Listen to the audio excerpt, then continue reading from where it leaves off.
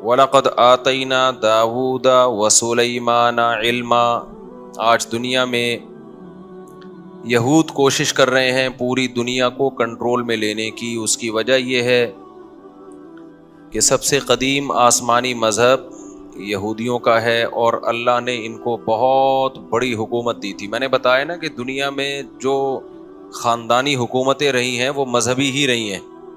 3 مذہبوں نے دنیا میں دادا گیری کی ہے، بدماشی جسے کہتے ہیں، جائز بدماشی۔ ایک یہود نے کی ہے، پوری دنیا کو فتح کیا انہوں نے۔ پھر اللہ نے عیسائیوں کو غلبہ دیا، انہوں نے یہودیوں سے سارے علاقے چھین کے ان پہ حکومت کی۔ پھر اسلام جب دنیا میں آیا تو جو کام پہلے یہودیوں نے کیا تھا پھر ان کے ساتھ عیسائیوں نے کیا، تو پھر عیسائیوں کے ساتھ کس نے کیا؟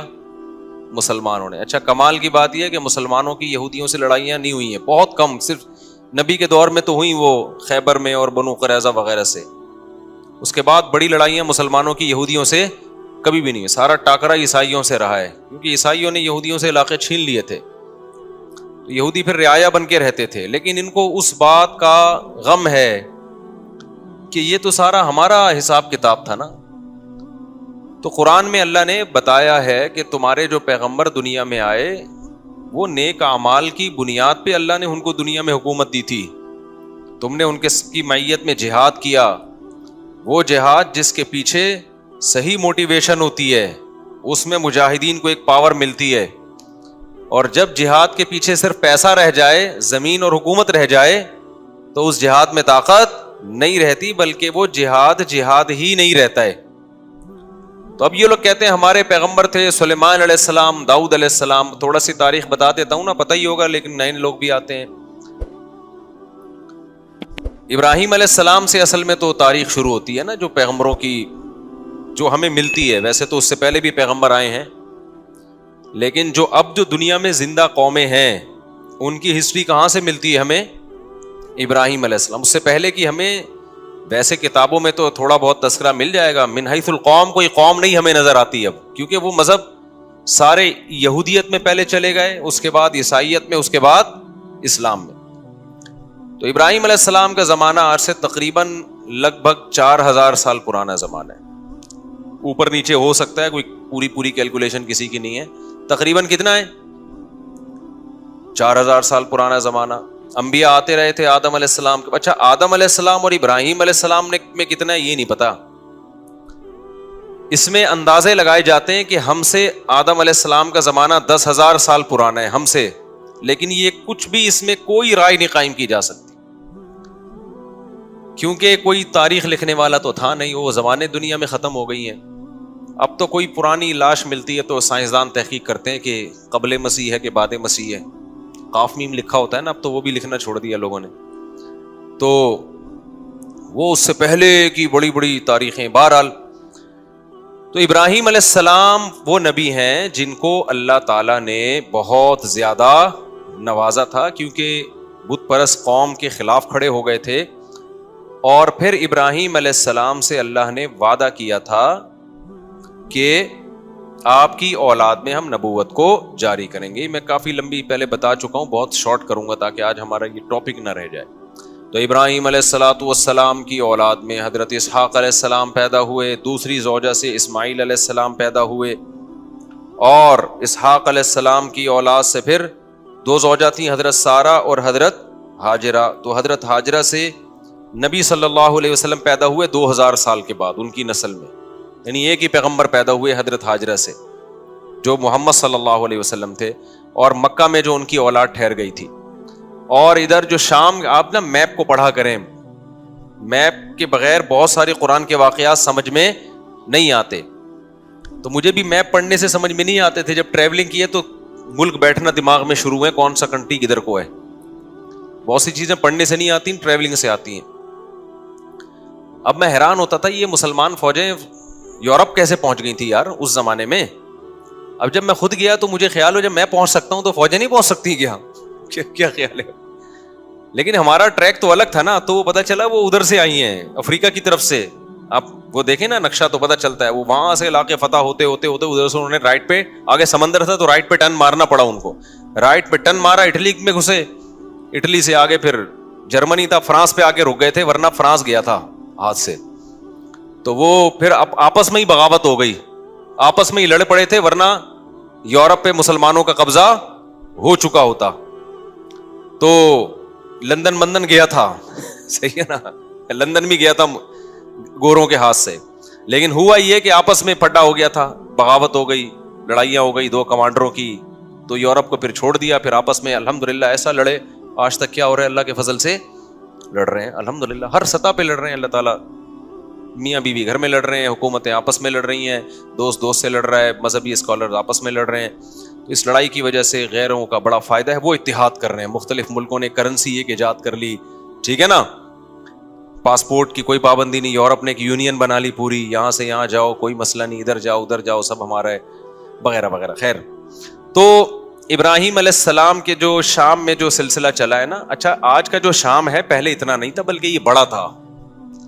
تو یہ اس میں فلسطین، اسرائیل، یہ سب علاقے آتے تھے. تو بیت المقدس تھا، وہاں پیغمبروں کا سلسلہ شروع ہوا، ہوتے ہوتے ہوتے آپ کو پتا ہے کہ اسحاق علیہ السلام کی اولاد میں تھے یعقوب علیہ السلام، ان کا لقب تھا اسرائیل. یعقوب علیہ السلام کا کیا لقب تھا؟ اسرائیل. حضرت اسرائیل جو تھے یعقوب علیہ السلام ان کے بیٹے تھے یوسف. اور یوسف علیہ السلام مصر چلے گئے، سورہ یوسف میں ہے نا واقعہ، وہ ایک بادشاہ بن گئے مصر کے. تو بنی مصر کا نقشہ دیکھیں آپ، سعودی عرب یعنی مغرب کی طرف، جہاں سورج یہاں ہے نا سعودی عرب، تو سعودی عرب آئے گا پہلے، اس کے بعد مصر آئے گا. اور رائٹ سائڈ پہ ٹرن ماریں گے تو کیا آئے گا؟ اسرائیل آئے گا، فلسطین آئے گا. تو ایسا نہ ہو نکل جائیں یہاں پہ گدھے پہ بیٹھ کے، ایسے ہی جہاز سے ٹرن مارنا پڑے گا آپ کو. تو مصر میں جو ہے نا یوسف علیہ السلام، وہاں کی حکومت ان کے ہاتھ میں آئی. مصر بڑا زبردست ملک تھا، ایک بڑی تہذیب، مصر کی تہذیب بہت پرانی ہے اور بڑے اسٹیبل لوگ تھے. تو وہاں پر یوسف علیہ السلام کی حکومت قائم ہو گئی. یوسف علیہ السلام بہت اقلیت میں تھے نا، وہ تھوڑے سے بنی اسرائیل آئے تھے، 90 کے قریب ان کا خاندان تھا. یعقوب علیہ السلام نے شادیاں بہت کی تھیں، اولاد ان کے بہت تھی. اب یہ انہوں نے کی تھی، اب آپ ان سے پوچھیں. تو یعقوب علیہ السلام کی اولاد میں برکت بہت ہوئی ہے. اس غم میں بھی انہوں نے شادی کی ہے جب یوسف علیہ السلام بچھڑ گئے تھے، اس دوران بھی انہوں نے نکاح کیا ہے. تو یہ ان لوگوں کے مسئلے نہیں تھے، یہ ہمارے مسئلے ہیں کہ ایکچولی کر کے نا، وہ کہتے بھائی غم بھی ساتھ ساتھ جھیلتے رہو اور شادیاں بھی ہوتی رہیں گی، بچے بھی ہوتے رہیں گے، قحط بھی پڑا، اولاد پھر بھی ہوتی رہی. سمجھتے ہو؟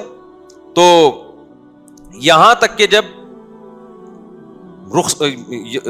یوسف علیہ السلام، یعقوب علیہ السلام مصر گئے ہیں نا، جب پتہ چلا بیٹا بادشاہ بن گیا ہے، تو مولانا عبد الماجد دریا آبادی بڑے عالم گزرے ہندوستان میں، جو دنیاوی علوم کے بھی بڑے ماہر تھے. انہوں نے اپنی تفسیر میں لکھا ہے، وہ خود یعقوب علیہ السلام کی اولاد میں بھی انہوں نے اپنا پورا نسب بھی بیان کیا ہے کہ ہمارا نسب اتنی پشتوں میں جا کے یعقوب علیہ السلام سے ملتا ہے. تو انہوں نے یہ لکھا ہے، جو بھی ان کی تحقیق ہوگی. وہ تورات انجیل کے بھی بڑے عالم تھے جو مولانا عبد الماجد دریا آبادی ہے نا، انگلش بھی بڑی اچھی تھی. مولانا شلوری تھانوی رحمۃ اللہ علیہ سے غالباً بیت بھی تھے، وہ بیت تھے، تبھی وہ جگہ جگہ شیخ اور مرشد تھانوی کا لفظ استعمال کرتے ہیں. تو دنیاوی دینی دونوں علوم کے بڑے ماہر تھے، بڑی ریسرچ. انہوں نے لکھا ہے کہ 90 افراد تھے یعقوب علیہ السلام کی، صرف بیٹے، بیٹیاں، بہویں، داماد، یہ ملا کے ٹوٹل کتنے تھے؟ 90. ان کے اکلوتے سربراہ تھے. تو یہ 90 افراد ہجرت کر کے گئے کہاں؟ مصر کی طرف. یہ سارے بنی اسرائیل تھے. سمجھتے ہو گے نہیں سمجھتے؟ جب یہ وہاں گئے ہیں تو اللہ نے ان کو حکومت دی، لیکن تھے منورٹی میں، اقلیت میں تھے. حکومت تو آ گئی، مصر کی خدمت بہت کی، لوگوں میں ان کی عزت. لیکن ظاہر ہے جب آپ اقلیت میں ہوتے ہیں تو آہستہ آہستہ کمزور ہونا شروع ہو جاتے ہیں. غیر قوموں میں حسد ہوتا ہے کہ یہ دوسرے ملک سے آئے ہوئے، ہم پہ کیوں حکومت کر رہے ہیں، یہ ادھر سے آئے ہوئے لوگ. اچھا تہذیب ان کی اچھی تھی، مصریوں کو تو غیر مسلم تھے نا، بت پرست تھے وہ. تو بت پرستوں کی ان کے مقابلے میں کیا تہذیب ہوگی؟ پلہ کس کا بھاری تھا؟ تہذیب کے لحاظ سے ان کا بھاری تھا، لیکن اکثریت میں وہ تھے. تو پھر یہ تھوڑا تھوڑا دین سے دور ہونا بھی شروع ہو گئے. جب دین سے بھی دور ہو رہے ہیں، آپ اقلیت میں بھی ہیں، تو آہستہ آہستہ دوبارہ مصریوں کا غلبہ ہونا شروع، اور قوم پرستی کا نعرہ لگایا گیا. یہ بنی اسرائیلی ہیں، ہم قبطی ہیں، یہ غیر ہیں. یہ حالانکہ بھائی غیر ہیں، لیکن انہیں تمہیں بنایا کتنا ہے؟ تمہارے ملک کو قحط سے بچایا ان لوگوں نے، تمہیں تہذیب سکھائی، تمہیں ایمان دیا. نا یہ قوم پرستی انتہائی غلیظ اور بدبودار نعرہ ہے. کتا گلی میں ایک دوسرے کتے کو برداشت نہیں کرتا، بلی برداشت کر لے گی. بلی تھوڑی سی غیرت مند ہوتی ہے، کتا جو ہے نا اتنا وفادار ہو کے بھی ہے کتا ہی وہ. اسلام یہ نہیں کہتا کہ یہ اتنا وفادار ہے تو اب اس کو کتا مت کہو. کہنا کیا پڑے گا اس کو؟ کتا ہی کہنا پڑے گا. وجہ اس کی ہے کہ اس میں کچھ بہت بری خصلتیں بھی ہیں. آگے وہ ابھی میں خصلتوں پر بیان پہلے کر چکا ہوں, ابھی میں نہیں جاؤں گا اس کی طرف. تو خیر, اب کیا مسئلہ ہے؟ تو بنی اسرائیل جب یہاں گئے ہیں, آہستہ آہستہ آہستہ حکومت ان کے ہاتھ سے نکلنا شروع, اور گناہوں میں بھی جانا شروع ہو گئے. جائے جب حکومت میں آتے ہیں تو عیش و عشرت بھی بڑھتا ہے.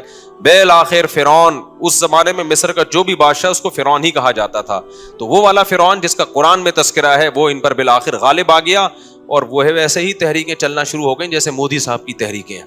یہ اقلیت میں ان کو مارو, ان کو پیٹو, ان کو یوں کرو, ان کو یوں کرو. ہندوستان میں مسلمان بیچاروں کے ساتھ ہو رہا ہے اس وقت. تو ظلم شروع ہوا فرعون کا, اور قرآن کہتا ہے کہ ایسا سخت ظلم بنی اسرائیل کے اوپر کہ یقتل ابناءہم ویستحیی نساءہم, مردوں کو قتل کر دیا جاتا تھا, عورتوں کو چھوڑ دیا جاتا تھا, تاکہ ہم ان سے اپنی نسل ان سے پیدا ہو ہماری, یا ان کو ہم لونڈی بنائیں, غلام بنائیں. تو فرعون کو کہیں خواب آیا کہ میری, وہ نجومیوں نے نہیں بتایا تھا, نجومی جھوٹ بولتے ہیں, نجومیوں کو کچھ بھی نہیں پتا ہوتا, تو زیادہ راجع بات اس میں یہی کہ خواب آیا تھا فرعون کو. اس کو خواب آیا یا کسی نے ماہرین نے پیشگوئی کی ہوگی کہ لگتا ہے کہ یہ قوم میں لیڈر کی صلاحیت ہے, انہی کا کوئی شخص اٹھ کے تمہارا تختہ الٹے گا, تو تم اتنا ظلم کر رہے ہو نا. تو فرعون نے کیا کیا, ظلم کم کرنے کے بجائے بڑھا دیا. تو اب قرآن میں اس کا تذکرہ اللہ تعالیٰ نے سورہ قصص میں ذکر کیا ہے, وہ میں انشاءاللہ بعد میں, یہ 21ویں رات سے جو ہے نا, جب دوسرے لوگ بھی آ جائیں, اعتکاف والوں کی تعداد بڑھ جاتی ہے, تو کچھ مضامین ان کے لیے رکھے ہوئے. تو بالآخر موسیٰ کلیم اللہ پیدا ہوئے, اور اللہ نے موسیٰ علیہ السلام کو فرعون کے محل میں بلایا, اور پھر موسیٰ علیہ السلام کو نبوت ملی, اور پھر بالآخر فرعون کو اللہ تعالیٰ نے دریا میں غرق کر دیا, اور فرعونی کیا ہو گئے, ایک بھی بندہ نہیں بچا, سارے ہی مار دیے اللہ تعالیٰ نے, ٹھیک جتنے بھی تھے. بنی اسرائیل کو نجات ملی, اور قرآن ان کی تعریف کرتا ہے بما صبروا, اس لیے کہ بنی اسرائیل نے موسیٰ کا ساتھ دیا تھا اور صبر کیا تھا انہوں نے. لیکن تھے بہرحال نالائق, صبر بھی کرتے تھے, تکلیفیں بھی دیتے تھے. پھر بنی اسرائیل کو حکم ہوا کہ اب تو تمہارا اصل وطن ہے فلسطین, ارض شام, وہاں تم موسیٰ علیہ السلام کی قیادت میں اب جہاد کرو. یہ تو اللہ نے فرعون کو خود ہی ٹھکانے لگا دیا, اب ہر جگہ اللہ خود سے کام نہیں کرے گا, کچھ تم کو بھی تلوار اٹھا کے کرنا پڑے گا. یہاں تو ویسے بھی ان کے پاس طاقت ہی نہیں تھی, منورٹی میں تھے نا, کیا لڑتے یہ. تو بنی اسرائیل نے کہہ دیا ہم نہیں جائیں گے, اذهب انت وربک فقاتلا, کیونکہ غلامی میں اتنا عرصہ گزار چکے تھے کہ ذہن کیا بن گیا تھا, غلاموں. آپ اگر غلام بنے رہو نا کچھ دن تک, تو آپ کا دماغ میں مینٹل لیول کیا ہو جاتا ہے.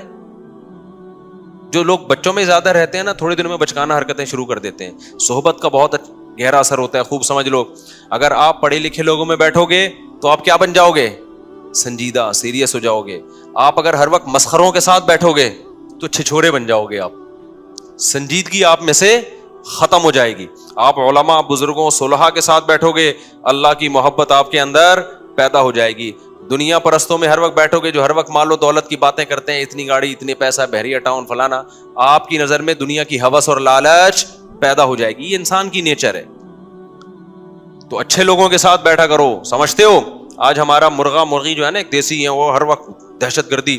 ایک فینسی بھی ہمارے پاس تھائی لینڈ کی نسل, وہ مرغا بھی بڑا تمیز کا اور مرغی بڑی تمیز کی. ہمارے ایک پٹھان دوست ہیں, آج ان کو میں لے کر گیا اپنے پنجرے میں, انہوں نے کہا ان پورے پنجرے میں نا, آپ کے کیج میں پڑھے لکھے یہی لگ رہے ہیں, یہ دو مرغے. مجھے ان کا تبصرہ بڑا اچھا لگا. انہوں نے کہا یہ جو مرغا مرغی ہے نا, اس پورے پنجرے میں مجھے صرف یہ دو پڑھے لکھے لگ رہے ہیں, باقی سارے ان پڑھ اور جاہل. وجہ اس کی ہے کہ وہ ہر ایک دوسرے کو جب کوئی موقع ملے, وہ کوئی نیا بندہ آئے اس کو چھیڑ رہا ہے. وہ کہا پڑھے لکھے صرف یہ لگ رہے ہیں. میں نے کہا یہ پٹ رہے ہیں سب سے زیادہ یہاں پہ. اچھا خیر, تو میں نے کہا اب یہ پڑھے لکھے ہیں, یہ بھی ان کے ساتھ رہ کے ان پڑھ نہ بن جائیں. تو اب مسئلہ کیا ہے, تو اللہ تعالیٰ نے بنی اسرائیل کو حکم دیا, بنی اسرائیل نے جہاد نہیں کیا, اللہ کو غضب آیا, اور موسیٰ علیہ السلام نے بد دعا بھی کی, اور اللہ نے کہا یہ زمین ان پر حرام ہے. 40 سال تک وادی تیہ میں اسی طرح سے یہ تڑپتے رہیں گے. 40 سال تک. وہیں موسیٰ علیہ السلام کا انتقال بھی ہو گیا, اور وہ 40 سال تک وادی تیہ میں بہکتے رہے. پھر اس کے بعد نئے پیغمبر آئے, اور پھر اس کے بعد نئے پیغمبر کی معیت میں انہوں نے جہاد کیا. جب انہوں نے جہاد کیا تو قرآن نے اس کا بھی واقعہ اللہ تعالیٰ نے قرآن میں بیان کیا ہے سورہ بقرہ میں. تو جب ان کا جہاد ہوا ہے نا تو ان کی فوج, ان کے جو کمانڈر تھے ان کا نام تھا طالوت. وہ پیغمبر ہی نے ان کو بنایا تھا کمانڈر, وقت کے نبی نے, لیکن وہ غریب تھے. بنی اسرائیل نے اس پہ بھی اعتراض کیا, غریب آدمی ہمارا امیر کیوں بن رہا ہے؟ تو ان کو بتایا گیا بھائی اس کے پاس نالج زیادہ ہے اور صحت اچھی ہے. کمانڈر کے لیے پیسہ ہونا ضروری نہیں ہے, نالج, جنگ لڑنے کا تجربہ زیادہ ہو. دیکھو اللہ تعالیٰ دنیا کو اسباب سے چلاتے ہیں. علماء نے بیان کیا ہے جنگ کے کمانڈر بنانے کے لیے یا ملک کا صدر وزیر اعظم بنانے کے لیے 2 بندے ہیں آپ کے پاس. ایک بہت نیک ہے, نالج اور تجربہ نہیں ہے اور اس کو پتہ نہیں ہے کیا کرنا ہے, اور ایک برا ہے لیکن اس کے پاس ایکسپیرینس ہے, صلاحیت ہے. تو برے کو بنایا جائے گا, نیک کو نہیں بنایا جائے گا. بات نہیں آ رہی سمجھ میں؟ جب میں یہ بات لوگوں کو بتاتا ہوں, لوگ کہتے ہیں یار یہ کیا بات ہے, تقوی کی تو بڑی اہمیت ہے. میں ان سے کہتا ہوں مجھے ایک بات بتاؤ, آپ جب گھر میں ڈرائیور رکھتے ہو گاڑی چلوانے کے لیے, ایک بندہ ہے تہجد گزار ہے, تبلیغ سے حضرت جیسے 4 مہینے لگا رہے ہیں ماشاءاللہ, کتنے وقت کے لیے نکلے ہوئے ہیں حضرت آپ؟ سالانہ چلہ, ماشاءاللہ ماشاءاللہ. تو وہ بھی سالانہ چلے کے لیے نکلا ہوا تھا, ابھی تازہ چلہ لگا کر آئے, لیکن وہ گاڑی چلانی نہیں آتی. دوسرا گٹکا بھی کھاتا ہے, پان بھی کھاتا ہے, چرس بھی پیتا ہے, لیکن گاڑی چلانا اس کو آتی ہے. تیسرا کوئی آپشن آپ کے پاس نہیں ہے, تو ڈرائیور کس کو بناؤ گے آپ؟ نیک کو تھوڑی بناؤ گے. بولا کہ بھائی تو بہت نیک ہے لیکن جو کام تجھے دیا جا رہا ہے تجھ میں اس کی صلاحیت نہیں ہے. ہاں نیک ہونا, دونوں ڈرائیور اگر ڈرائیور ہیں پھر جو نیک ہے اس کو ترجیح دی جائے گی. پھر دیکھا جائے گا یار اس کا 4 مہینے لگے ہوئے, اس کے نہیں لگے, تو میں کم از کم اگر کسی کو ڈرائیور رکھوں گا تو میں 4 مہینے والے کو ترجیح دوں گا. یار یہ ڈرائیور بھی ہے اور نیک بھی لگ رہا ہے, یہ ذکر اذکار کرے گا فارغ وقت میں, گانے نہیں سنے گا گاڑی میں بیٹھ کے, چرس نہیں پیے گا. سمجھتے ہو کہ نہیں سمجھتے؟ تو ہمیشہ کام اس کے سپرد کیا جاتا ہے جو کام کا اہل ہو. یہ نبی کی بھی سنت ہے, صحابہ کی بھی سنت ہے, پیغمبروں کی بھی سنت ہے. تو پیغمبر نے طالوت کو امیر بنا دیا اور کہا کہ اللہ کے حکم پہ بنا رہا ہوں. لوگوں نے کہا یہ تو پیسے ہی نہیں ہے ان کے پاس, غریب آدمی. تو پیغمبر نے کہا اس کی غربت کو مت دیکھو, اس کی صحت بھی ہے. لڑائی کے لیے کیا چاہیے؟ صحت چاہیے. کمانڈر ہونے کے لیے جگرا چاہیے, صحت, کانفیڈنس, دل مضبوط.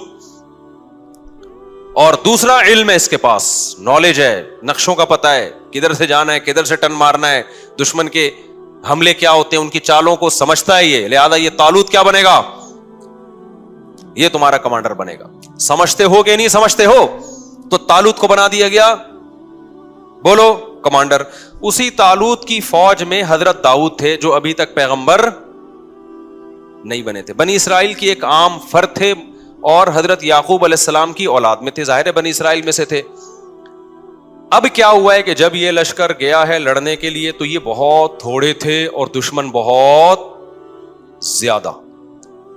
تو اللہ نے ان کو امتحان میں ڈالا, کیونکہ اسباب کی دنیا میں بڑا مشکل تھا.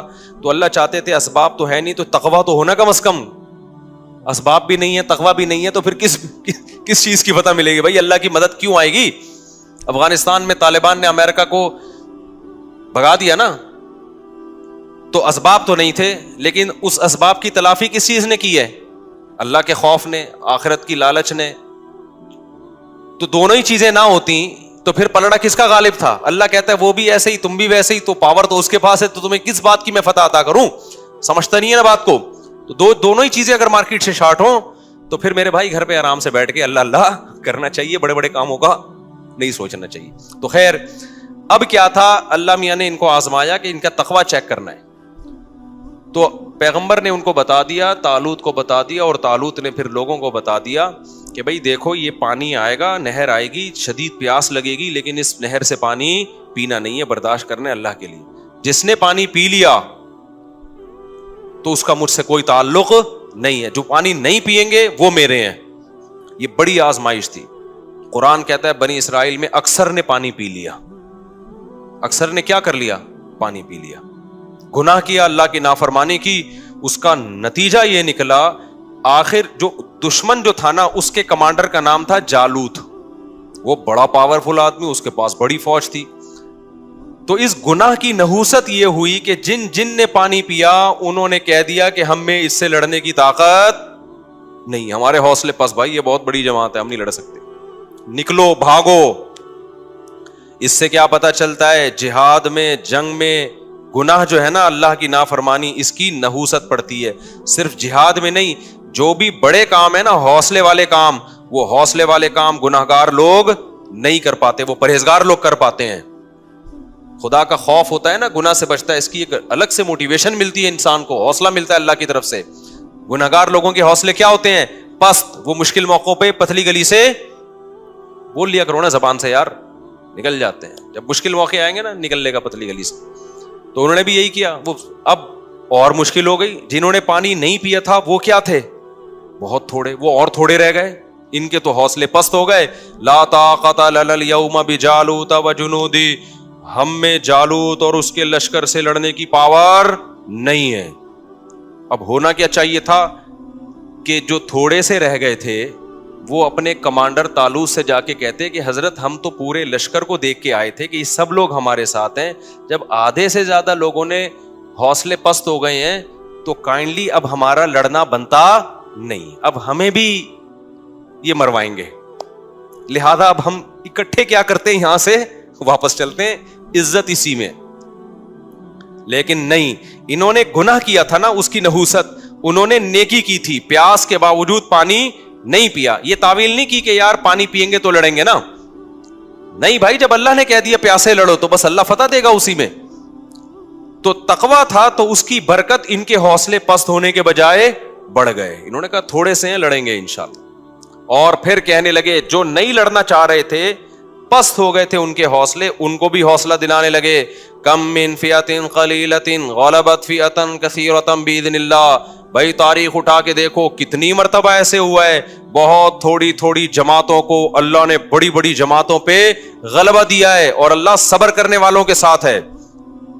ان کمبختوں کی سمجھ میں آیا نہیں آیا، اس سے تاریخ کیا ہے؟ خاموش. پھر قرآن کہتا ہے جب مقابلہ شروع ہوا ہے نا تو اتنا بڑا لشکر اور ادھر تھوڑے سے لوگ جو اور تھوڑے سے ہو گئے تھے، ان کو اندازہ ہو گیا کہ اسباب کی دنیا میں ہم میں اس لشکر سے لڑنے کی طاقت نہیں ہے، اب اللہ ہی مدد کرے گا. تو کیا دعا مانگ رہے ہیں؟ دعا بڑی خاندانی ہے، مجھے بڑا مزہ آتا ہے یہ دعا میں، بڑی خاندانی دعا. دیکھو وہ یہ دعا بھی مانگ سکتے تھے، ربنا اجعلنا صابرن، اے اللہ ہمیں صابرین، ہمیں کیا بنا دے؟ صابر بنا دے، ہمیں فتح دے دے. یہ بھی کہہ سکتے تھے نا، ہمیں اس لشکر پہ کیا دے دے؟ فتح دے دے. ہمیں صبر کرنے والا بنا، بھاگنے سے بچا. نا نا نا نا، ان کو پتا تھا صبر سے کام نہیں چلے گا. ربنا افرغ علینا صبرا، اے اللہ صبر کی بالٹیاں انڈیل دے ہمارے اوپر. تھوڑا صبر نہیں چاہیے ہمیں، بہت بڑا لشکر ہے، ہمارے قدم کیا ہوں گے؟ اکھڑیں گے. آسمان سے نا افراغ کہتے ہیں، جیسے بالٹی میں پانی ہو نا، وہ آپ نے خالی کر دی، یوں کر کے انڈیل دیا تو وہ کیا ہو گئی؟ خالی ہو گئی. پوری بالٹی آپ نے انڈیل دی. افرغ علینا صبرن، یہ بلاغت ہے، صبر کی کوئی بالٹیاں تھوڑی اوپر سے نازل ہوں گی.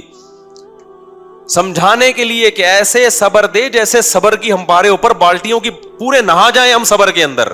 اتنا طاقتور صبر چاہیے اس لشکر سے لڑنے کے لیے ہمارے اندر. جب تک تو ایسا صبر نہیں دے گا ہم نہیں لڑ سکتے.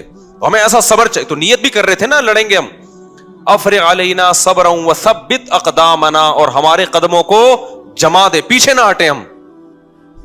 وانصرنا علی القوم الکافرین، اور ان کافروں پر ہماری مدد کر. پہلے صبر مانگا ہے، پھر کیا مانگی ہے؟ مدد. کہ ہمارے جو کرنے کا کام ہے نا، اے اللہ پہلے وہ تو ہو جائے. ہم جو اللہ سے مدد مانگ رہے ہوتے ہیں کہ اے اللہ میں بھاگ جاؤں پھر بھی کیا ہو؟ ہماری مدد. نہیں آئی بات سمجھ میں؟ اے اللہ میں شادی نہ کرنا چاہوں پھر بھی میری 4 شادیاں ہو جائیں. ہمارے جامع میں استاذ ہیں، وہ ایسے لیٹے ہوئے رہتے تھے نا، اکثر ایسے لیٹے رہتے تھے کہ یار تم 2-2 3 تمہیں پتہ نہیں کہاں سے رشتے مل جاتے ہیں، میں تو مجھے کوئی رشتہ ہی نہیں مل رہا. میں نے کہا میں تو جب بھی آتا ہوں آپ یہاں بیٹھے ہوتے ہیں یوں ٹیک لگا کے نا ایسے. میں نے کہا ایسے تو پہلا نہیں ملتا میرے بھائی اس زمانے میں. کوئی ہلو جلو، کچھ سفر کرو، کوئی رشتوں کا پیغام بھیجو، کوئی پٹو، کوئی بدنامی مولو، اس کے بعد جا کے نہ ہوتا ہے نہ رکھا جاتا ہے. رکھنے میں بھی پھر قربانیاں دینی پڑتی ہیں. تو ہم یہ چاہتے ہیں کہ ہم کچھ نہ کریں اور ساری مدد کس کی طرف سے آئے؟ اللہ کی طرف سے. بے روزگار آدمی کر کیا رہا ہوتا ہے؟ وظیفے پڑھ رہا ہوتا ہے. ابے بھائی تو صبح اٹھ کے جا, روزگار تلاش کر, تو محنت کر, پھر اللہ سے دعائیں بھی مانگ, خود دھیلے کا نہیں کرے گا.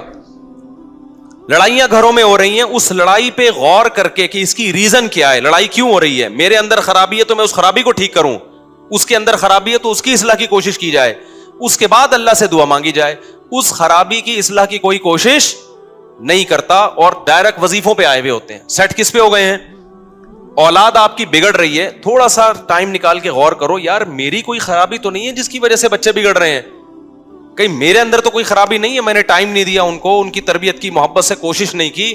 آپ نے پوری کوشش کی پھر بگڑے تو اللہ سے دعا مانگے. اپنا کوئی ذمہ داری پوری نہیں کرنی اور ڈائریکٹ ڈال کس پہ دینا ہے. آپ کو فالج ہو گیا, یار اللہ تعالیٰ نے مجھے آزمائش میں ڈالا, میری کوئی ٹیکنیکل مجھ سے خطا تو نہیں ہوئی جس کی وجہ سے مجھے فالج ہوا ہے. میں روزانہ 6 انڈے کیوں کھا رہا تھا, میں گائے کا گوشت کیوں کھا رہا تھا, میں اتنی چینی کیوں کھا رہا تھا, میں کر کیا رہا تھا, میں جو اتنی خوراک بنتی ہے صبح شام پھوڑے جا رہے ہیں اور پھر اس کے بعد دھماکے کے ساتھ پھٹ پھٹا کے کیا ہو جاتے ہیں, ہلاک ہو جاتے ہیں. پھر لوگ کہتے ہیں اللہ کی یہی مرضی تھی, اللہ کی یہی مرضی تھی اس قسم کے لوگوں کے ساتھ, ٹھیک ہے نا, کہ وہ اسی طرح پھٹیں. ہاں کچھ ہوتے ہیں احتیاط کر رہے ہوتے ہیں پھر بھی اٹیک ہو جاتا ہے, وہ اللہ کی مرضی ہے. تو اپنا کام میرے بھائی پورا کرنا ہے, پھر بھلے پھٹ بھی جاؤ اور آدھا اللہ نہ کرے کسی کو فالج ہو, کچھ بھی ہو, پھر چلو اللہ کی طرف سے صبر کی توفیق بھی ملتی ہے. تو ہمارے ایسا کچھ بھی نہیں ہے, سارے الٹے کام کر کے پھر ڈالتے کس پر ہیں, اللہ میاں پہ ڈالتے ہیں کہ یار وہاں سے مسئلہ خراب ہو رہا ہے. اچھا خیر, تو اب انہوں نے کیا دعا مانگی اللہ سے یہ سمجھنے کی ہے. انہوں نے ڈائریکٹ یہ نہیں کہا اللہ ہمیں ہماری مدد کر, پہلے کہ اللہ ہمارے قدم تو جما, کیونکہ جن کے قدم جمتے ہیں مدد انہی کے ساتھ ہوتی ہے, بھگوڑوں کے ساتھ مدد نہیں ہوتی. تو پہلے اللہ جو ہماری ذمہ داری ہے نا وہ ہم سے پوری ہو جائے, ہم بھی نیت کر رہے ہیں تو بھی توفیق دے. اور قدم جمنے سے پہلے کیا ہے, جن کو صبر کی توفیق نہیں ملتی ان کے قدم نہیں جمتے, تو ہمیں صبر کی توفیق بھی چاہیے. اور نمبر 2, صبر بھی معمولی نہیں, صبر کی بالٹیاں ہمارے اوپر انڈیل دے. پھر آخر میں کہہ رہے ہیں کہ وانصرنا علی القوم الکافرین, ان کافروں پر ہماری مدد کر. تو بڑے جگر سے لڑے نا وہ لوگ, اور لڑنے کے بعد قرآن کے الفاظ ہیں, اسی لشکر میں ایک داؤد بھی تھے. ایک تو ان تھوڑے سے لوگوں کا اتنے بڑے لشکر سے لڑنا یہ اللہ کی رضا کے لیے. پھر ایسے موقع پہ ہر آدمی کی کوشش ہوتی ہے میرا ٹاکرا کمزور کے ساتھ ہو, کیا خیال ہے, تاکہ میں کم از کم سیو سائٹ پہ رہوں. 2-4 پتلے پتلے لوگوں کو میں ڈیلیٹ کر کے آ کے طالوت کو بتاؤں گا کہ میں نے 6 بندے مارے, میں نے اس لڑائی میں میں نے 8 بندے مارے. ایسے باریک باریک میں لوگوں کو کیا کروں گا, تلاش. لیکن جو حضرت داؤد تھے انہوں نے کس کو ہدف بنایا, کمانڈر جالوت کو. ظاہر ہے وہ سب سے زیادہ پاورفل تھا, تو ہدف کس کو بنا رہے ہیں کہ میرا ٹاکرا کس سے ہوگا, جالوت سے ہوگا. تو اللہ کو یہ ادا بڑی پسند آئی. قرآن کہتا ہے وَقَتَلَ دَاوُودُ جَالُوتَ, داؤد نے کس کو قتل کیا, ڈائریکٹ جالوت کو جا کے قتل کیا. کہ چھوٹے موٹے کام کرنے کا نہیں ہے, جب بڑی جنگ ہے تو پھر کارنامے بھی بڑے ہوں گے. تو جا کے کیا, اس لیے میں کہتا ہوں ایک نہیں کرو, کرو تو 4 کرو ورنہ کمارے رہو. استغفر اللہ, یہ پھر موضوع ادھر کو کہاں گیا. اچھا خیر, تو کچھ کر کے جاؤ نا دنیا میں, پتا تو چلے کچھ الٹا کر کے گیا ہے, سیدھا کر کے گیا ہے, کیا کر کے گیا. لوگ باتیں, غیبت بھی ہوگی, برائیاں بھی ہوں گی, پٹو گے بھی, لیکن بدنام جو ہوں گے تو کیا نام نہ ہوگا, کیا خیال ہے بھائی. ایسا ہی تو یہ تو سب ایک ایک کر کے جا رہے ہیں دنیا سے. اچھا استغفر اللہ, حقوق بھی ہے اس پہ, پھر وہ پھر میں کبھی اس وقت بیان کروں گا انشاءاللہ.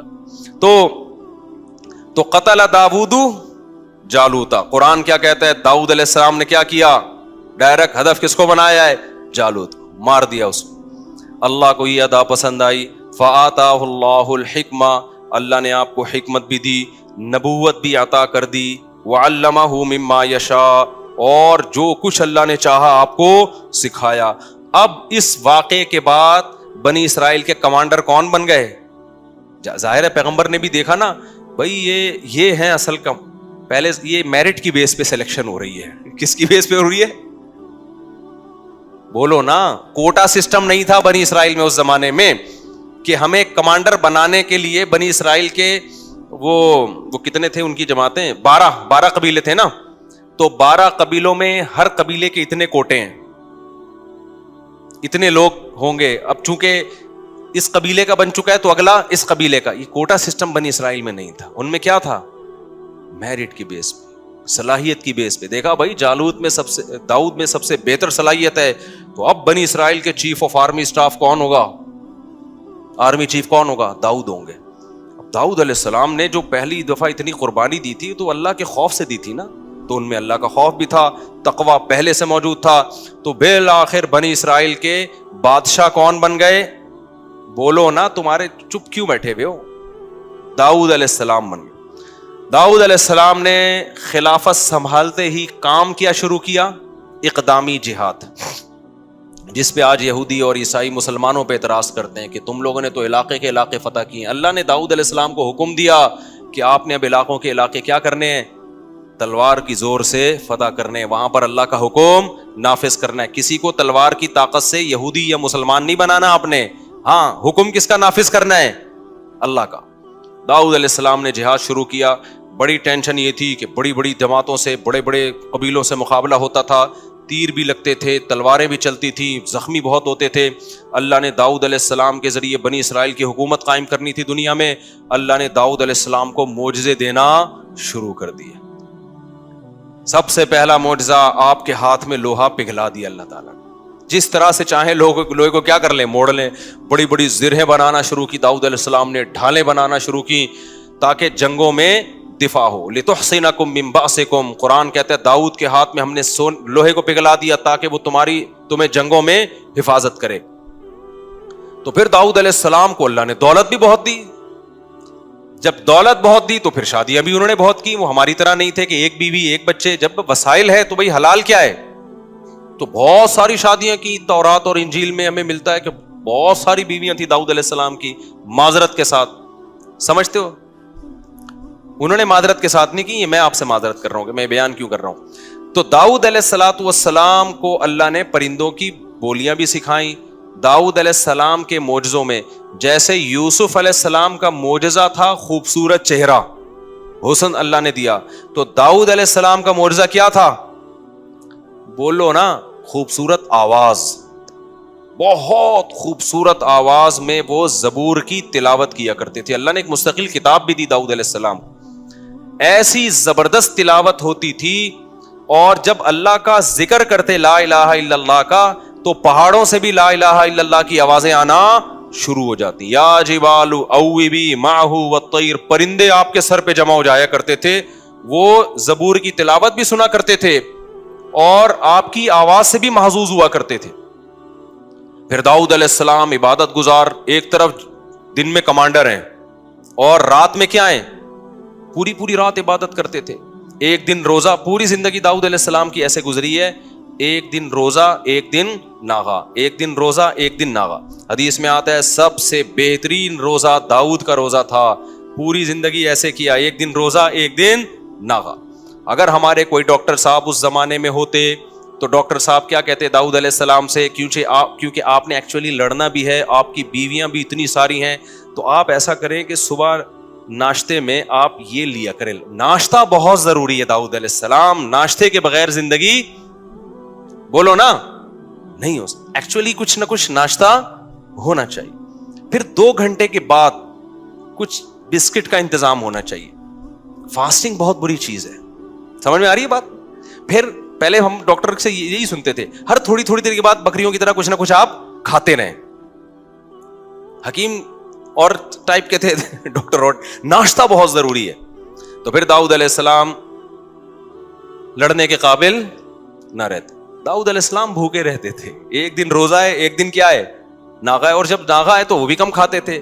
اس سے پتہ چلتا ہے بھائی کم کھانے والا زیادہ بیویاں بھی رکھ سکتا ہے اور میدان جہاد میں علاقے بھی فتح کر سکتا ہے. اور جو صبح و شام برگر پھوڑ رہا ہے نا, پیزا برگر پھوڑ رہا ہے, اور یہ جو کچھ ہم کھا رہے ہیں آج کل, تو یہ برگر تو بن سکتا ہے گول, یہ گول گپے کی دکان بھی کھول سکتا ہے, یہ کسی کی آنکھوں میں آنکھیں ڈال کے بات نہیں کر سکتا. تو چھوڑ دو یہ جو چیزیں تم کھا رہے ہو نا, بھوکا رہنے سے. خیر, آگے اللہ تعالیٰ فرماتے ہیں کہ داؤد علیہ السلام کی جب حکومت قائم ہوئی ہے تو ان کے بڑے معجزے اللہ نے ذکر کیے. تو داؤد علیہ السلام کو اللہ نے بیٹے دیے سلیمان. تو یہاں پر وہ سلیمان علیہ السلام کا واقعہ ہے. اب میں وہ واقعہ جلدی سے سنا دیتا ہوں یہ تمہیز ضروری تھی ورنہ سلیمان علیہ السلام نئے لوگوں کی سمجھ میں نہیں آتے. تو اللہ تعالیٰ فرماتے ہیں ہم نے داؤد اور سلیمان کو علم دیا. وَوَرِثَ سُلَيْمَانُ داؤد، سلیمان وارث بنے داؤد کے. قال یا ایھا الناس، اور لوگوں سے کہنے لگے اے لوگو، علمنا منطق الطیر، اللہ نے ہمیں پرندوں کی بولیاں سکھا دی ہیں. وَأُوتِینَا مِن کُلِّ شَیْءٍ، اور حکومت چلانے کے لیے جتنی ضروری چیزیں ہیں ساری کے ساری اللہ نے ہمیں دے دی ہیں. ان ھذا لھو الفضل المبین، یہ اللہ کا بہت بڑا فضل ہے.